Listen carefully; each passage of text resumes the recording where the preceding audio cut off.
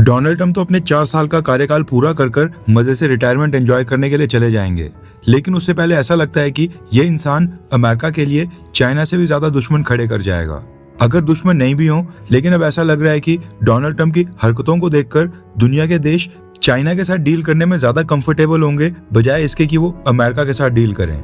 क्योंकि जिस हिसाब से डोनाल्ड ट्रंप अमेरिका की फॉरेन पॉलिसी चला रहे हैं, ये न्यूट्रल देशों को भी धमकी देकर मजबूर कर रहे हैं कि वो चाइना के साथ जाकर खुद ही खड़े हो जाएं या फिर चाइना के साथ हाथ मिला लें। इसलिए ये कहना गलत नहीं होगा कि डोनाल्ड ट्रंप के इस समय जो भी एक्शंस हैं, उनका खामियाजा अमेरिका को एक देश के तौर पर काफी लंबे समय तक झेलना पड़ेगा। जियोपॉलिटिक्स, इंटरनेशनल रिलेशन से संबंधित काफी सारी वर्ल्ड न्यूज आ रही हैं जो आपको बाकी चैनल्स के ऊपर नहीं मिलेंगी, इसलिए वीडियो को एंड तक देखिएगा। सबसे पहले बात करते हैं भारत के फॉरेन एक्सचेंज रिजर्व्स के बारे में। रेफरेंस के लिए आपकी स्क्रीन के ऊपर आर्टिकल का स्क्रीनशॉट है। रिजर्व बैंक ऑफ इंडिया ने पिछले एक हफ्ते के फॉरेन एक्सचेंज रिजर्व्स का डेटा रिलीज कर दिया है, जिसके मुताबिक 22 मई को खत्म हफ्ते में भारत के फॉरेक्स रिजर्व्स में $7.5 बिलियन की ह्यूज गिरावट देखने को मिली है, जिसके बाद अब भारत के total foreign exchange reserves $681 billion तक आ गए हैं। पिछले हफ्ते भी भारत के फॉरेन एक्सचेंज रिजर्व्स में $8 बिलियन की गिरावट आई थी। इस बार भी foreign currency assets, gold reserves और स्पेशल ड्राइंग राइट्स ये तीनों ही कुछ अमाउंट में नीचे गिरे हैं। हालांकि $681 बिलियन के फॉरेक्स रिजर्व्स भी ये कोई छोटा मोटा नंबर नहीं है, लेकिन दिक्कत ये है कि जिस तेजी से भारत के foreign exchange reserves Iran war start होने से पहले बढ़ रहे थे, उस स्पीड के ऊपर थोड़ा सा फुल स्टॉप लग गया है।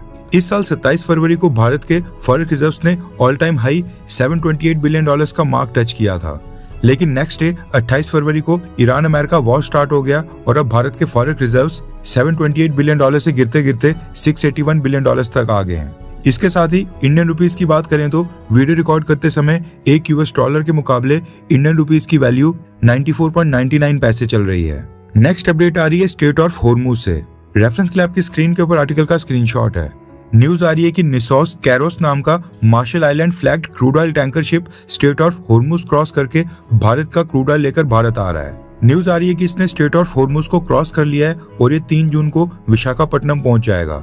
इसके साथ ही रिपोर्ट्स आ रही हैं कि भारत के अब टोटल 13 शिप्स बचे हैं जो स्ट्रेट ऑफ होर्मुज की दूसरी साइड वहां पर फंसे हुए हैं और स्ट्रेट ऑफ होर्मुज को क्रॉस करने के लिए ईरान की क्लियरेंस का वेट कर रहे हैं। नेक्स्ट अपडेट आ रही है देश में सर्कुलेट होने वाली करेंसी नोट्स के बारे में, जो हम सब यूज करते हैं।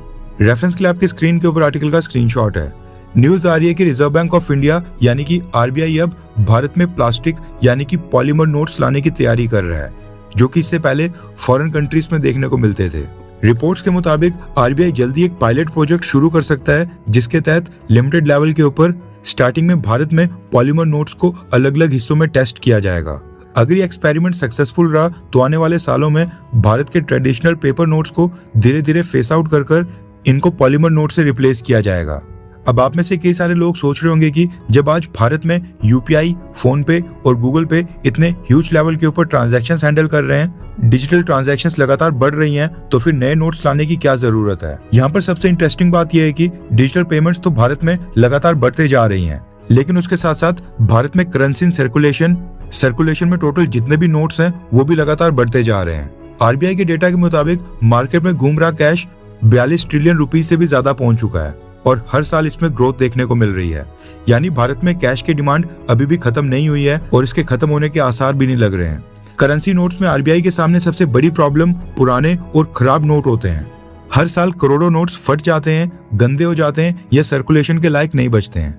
आरबीआई को इन नोट्स को वापस लेकर नए नोट्स प्रिंट करने पड़ते हैं, जिसमें हजारों करोड़ रुपीस का खर्चा आता है। इसी वजह से आरबीआई अब पॉलीमर नोट्स को एक लॉन्ग टर्म सॉल्यूशन के रूप में देख रहा है, क्योंकि पॉलीमर नोट्स का सबसे बड़ा फायदा होता है कि इनकी लाइफ नॉर्मल पेपर नोट्स के मुकाबले 2 से 5 गुना ज्यादा होती है और ये आसानी से फटते भी नहीं है। अगर पॉलीमर नोट पानी में भी भीग जाए, वॉशिंग मशीन में चला जाए या फिर इसके ऊपर मिट्टी या तेल लग जाए, तब भी इसके ऊपर कोई असर नहीं पड़ता है। ऐसे में पॉलीमर नोट्स लाने के बाद आरबीआई को बार बार नए नोट्स प्रिंट नहीं करने पड़ेंगे और सरकार का पैसा भी बचेगा। उससे भी बड़ा एंगल है फेक करेंसी का। Polymer notes traditional paper notes के मुकाबले और भी ज्यादा सिक्योर होते हैं। इनको कॉपी करना लगभग नामुमकिन माना जाता है, इसलिए सिक्योरिटी एजेंसीज का मानना है कि फेक करेंसी के ऊपर कंट्रोल से टेरर फंडिंग और इलीगल एक्टिविटीज के ऊपर भी असर पड़ेगा। ऐसे में सिक्योरिटी एजेंसीज भी पॉलीमर नोट को सपोर्ट कर रही हैं। पॉलीमर नोट्स का एक और बेनिफिट ये भी है कि जब ये नोट्स पुराने हो जाते हैं तो इनको रिसाइकल करके नए प्रोडक्ट्स भी बनाए जा सकते हैं। वैसे आपको क्या लगता है कि क्या भारत को प्लास्टिक नोट्स यानी कि पॉलीमर नोट्स लाने चाहिए, हाँ या फिर ना? नीचे कमेंट करके अपनी राय जरूर बताएं। नेक्स्ट अपडेट आ रही है मिडिल ईस्ट में भारत के दूसरे सबसे करीबी देश ओमान के बारे में।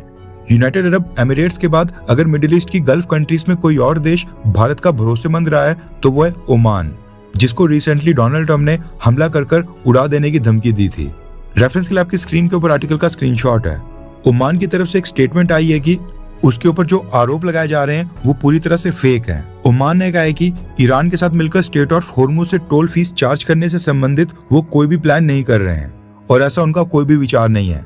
उन्हें लगता है कि यूएस प्रेसिडेंट डोनाल्ड ट्रंप ने शायद जल्दबाजी में या फिर ईरान के ऊपर दबाव बनाने के लिए उन्हें अपने बयान के लपेटे में ले लिया है और ओमान अभी भी पर्दे के पीछे से इन मामलों को सुलझाने और अमेरिका के साथ अपने सिक्योरिटी और ट्रेड रिलेशंस को नॉर्मल रखने की कोशिश कर रहा है ताकि ये कॉन्फ्लिक्ट और भी ज्यादा आगे ना बढ़े। ये कहना है ओमान का, यानी कि ओमान ने भी ये साफ तौर पर कह दिया है कि स्ट्रेट ऑफ होर्मुज से क्रॉस होने वाले शिप्स के ऊपर वो $1 भी टोल चार्ज नहीं करेंगे। अब ये जो टोल चार्ज करने वाला मसला है, इसमें ओमान एक ऐसा देश है जिसके फैसले के ऊपर सब कुछ टिका हुआ है। ऐसे में अमेरिका दबाव बनाकर और ईरान सामने से बिलियन और मिलियन ऑफ डॉलर्स की कमाई का लालच देकर ओमान को अपनी साइड करने की कोशिश कर रहे हैं। दरअसल ईरान ने जो स्ट्रेट ऑफ होर्मुज को कंट्रोल करने का प्लान बनाया है उसमें ईरान को ओमान का भी सपोर्ट चाहिए होगा, क्योंकि स्ट्रेट ऑफ होर्मुज के वाटर्स का एक बड़ा हिस्सा ओमान के अंडर भी आता है। स्ट्रेट ऑफ होर्मुज में ईरान और ओमान आमने सामने हैं। अगर ईरान अपने वाटर से जाने के लिए टोल चार्ज करेगा तो शिप्स फिर ओमान के वाटर से क्रॉस हो सकते हैं।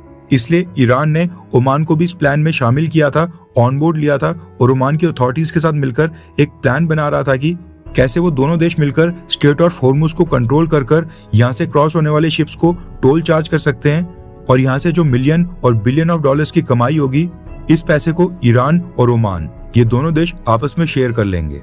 ओमान के बिना स्ट्रेट ऑफ होर्मुज में टोल चार्ज करना ये बिल्कुल इम्पॉसिबल है। अब मसला ये था कि ईरान और ओमान के बीच वॉर स्टार्ट होने के बाद काफी सारी मीटिंग्स हो रही थी। खुद ही ईरान की फॉरेन मिनिस्ट्री ने स्टेटमेंट देकर कहा था कि वो स्ट्रेट ऑफ होर्मुज को कंट्रोल करने के लिए ओमान के साथ मिलकर एक मैकेनिज्म रेडी कर रहे हैं, जिसके बाद ये सवाल खड़ा किया जाने लगा कि क्या ओमान इस मसले के ऊपर ईरान का साथ दे रहा है। और व्हाइट हाउस में डोनाल्ड ट्रंप से पूछा गया कि क्या एक शॉर्ट टर्म डील के लिए अमेरिका स्ट्रेट ऑफ होर्मुज का कंट्रोल ईरान और ओमान को दे सकता है। इसी के जवाब में डोनाल्ड ट्रंप थोड़ा सा भड़क गए और बढ़के मारने के चक्कर में उन्होंने ओमान को धमकी दे दी और कहा कि ओमान अच्छे तरीके से बर्ताव करे वरना वो ओमान को भी उड़ा देंगे। नेक्स्ट अपडेट आ रही है भारत और बांग्लादेश को लेकर। रेफरेंस के लिए आपकी स्क्रीन के ऊपर आर्टिकल का स्क्रीनशॉट है। भारत सरकार के विदेश मंत्रालय ने कहा है कि भारत में जो इलीगल बांग्लादेशी यानी कि बांग्लादेशी घुसपैठिए रह रहे हैं उनकी वेरिफिकेशन को काफी लेट किया जा रहा है और उनकी वापसी के लिए बांग्लादेश की सरकार से रिक्वेस्ट की जाती है कि वो हमारे साथ मिलकर हमारे साथ कोऑपरेट करें। रणधीर जायसवाल सर ने बताया कि भारत ने बांग्लादेश के साथ जो नेशनैलिटी वेरिफिकेशन के केस शेयर किए थे, कई केसेस में इनकी वेरिफिकेशन 5 साल से भी ज्यादा समय से पेंडिंग पड़ी हुई है। यानी 5 साल हो गए हैं बांग्लादेश की गवर्नमेंट ने अभी तक नेशनैलिटी वेरिफिकेशन कंप्लीट ही नहीं की है और ये बता ही नहीं रहे हैं कि क्या ये उनके नेशनल्स हैं या फिर ना। रणधीर जायसवाल सर ने आगे कहा कि हम ये उम्मीद करते हैं कि बांग्लादेश की सरकार इसके ऊपर जल्दी रिस्पांस देगी ताकि दोनों देशों के बीच जो बायलैटरल एग्रीमेंट्स हैं उनके आधार पर इन सब लोगों को डिपोर्ट कर बांग्लादेश वापस भेजा जाए। विदेश मंत्रालय ने बयान जारी करके कहा है कि भारत में रह रहे सभी लीगल नेशनल्स का फैसला कानून के आधार पर होगा। भारत की तरफ से 2680 से भी ज्यादा केसेस को बांग्लादेश की गवर्नमेंट को नेशनैलिटी वेरिफिकेशन के लिए भेज दिया गया है। एक बार ये कंप्लीट हो जाएगा तो हम सभी इलीगल्स को वापस बांग्लादेश भेजने की पोजीशन में आ जाएंगे। अब होता क्या है कि इलीगल इमिग्रेंट्स को वापस उनके देश भेजना होता है तो इसके लिए पूरा लीगल फ्रेमवर्क फॉलो करना होता है, जिसमें सामने वाले देश को लोगों की लिस्ट भेजी जाती है और कहा जाता है कि वो आइडेंटिफिकेशन करके कंफर्म करके बताएं कि ये उनके ही नागरिक हैं और उनको वापस ले लें। सामने वाला देश नेशनैलिटी वेरिफिकेशन करता है और उसके बाद लीगल तरीके से इलीगल इमिग्रेंट्स को भेजा जाता है। हैरानी वाली बात यह है कि नेशनैलिटी वेरिफिकेशन के बांग्लादेश की सरकार के पास 5 साल से भी ज्यादा के केसेस पेंडिंग पड़े हैं। इसका मतलब है कि इवन जब बांग्लादेश में शेख हसीना की सरकार थी उस समय भी बांग्लादेश नेशनैलिटी वेरिफिकेशन कर अपने बांग्लादेशी घुसपैठियों को वापस नहीं ले रहा था। एक और इम्पोर्टेंट बात यह भी है कि बांग्लादेश की नई गवर्नमेंट बनने के बाद ये दूसरी बार है जब भारत के विदेश मंत्रालय ने बांग्लादेश की नई गवर्नमेंट को इलीगल इमिग्रेंट्स को वापस लेने के लिए और नेशनैलिटी वेरिफिकेशन करने के लिए कहा है। और ये स्टेटमेंट इशू कर मोदी सरकार ने एक तरह से अपनी इंटेंशंस भी क्लियर कर दिए हैं कि इलीगल इमिग्रेंट्स के मुद्दों के ऊपर भारत सरकार बिल्कुल सीरियस है और बांग्लादेश की नई गवर्नमेंट को भी हमारे साथ मिलकर काम करना होगा। हर 24 घंटे के अंदर जियोपॉलिटिक्स में बड़े फेरबदलाव और उलटफेर हो रहे हैं और भारत के लिए नए चैलेंजेस आ रहे हैं। कोई देश अपने फैसले से पलट रहा है तो कोई देश ब्लैकमेलिंग के ऊपर उतर आया है। सभी देश एक दूसरे को नीचे लगाने की कोशिश कर रहे हैं। इन सब के बीच हमारा भारत किसी भी देश से पीछे न रह जाए, इसके लिए मोदी सरकार लगातार कोशिशें कर रही है। एंड भारत की foreign policy, defence news, economy और ग्लोबल अफेयर्स का सही एनालिसिस हमारे चैनल इंडियन अफेयर्स का मिशन है और ये मिशन आपके सपोर्ट के बिना अधूरा है। इंडियन अफेयर्स हिंदी के ऊपर हम सभी फैक्ट्स और डेटा बिल्कुल सरल भाषा में एनालाइज करते हैं, बिना किसी एजेंडा के। अगर आप चाहते हैं कि इंडियन अफेयर्स का सही और ऑथेंटिक एनालिसिस आप तक लगातार पहुंचे, तो इस वीडियो को लाइक करें और हमारे चैनल इंडियन अफेयर्स को सब्सक्राइब करके बेल नोटिफिकेशन ऑन करना मत भूलिए। आपका एक लाइक हमारे चैनल को ग्रो करने में काफी मदद करेगा और एक सब्सक्राइब ये सुनिश्चित करेगा कि आप किसी भी इंपॉर्टेंट अपडेट को मिस ना करें। अगर आपने हमारे चैनल को पहले से सब्सक्राइब किया है तो दिल से धन्यवाद। जय हिंद, वंदे मातरम।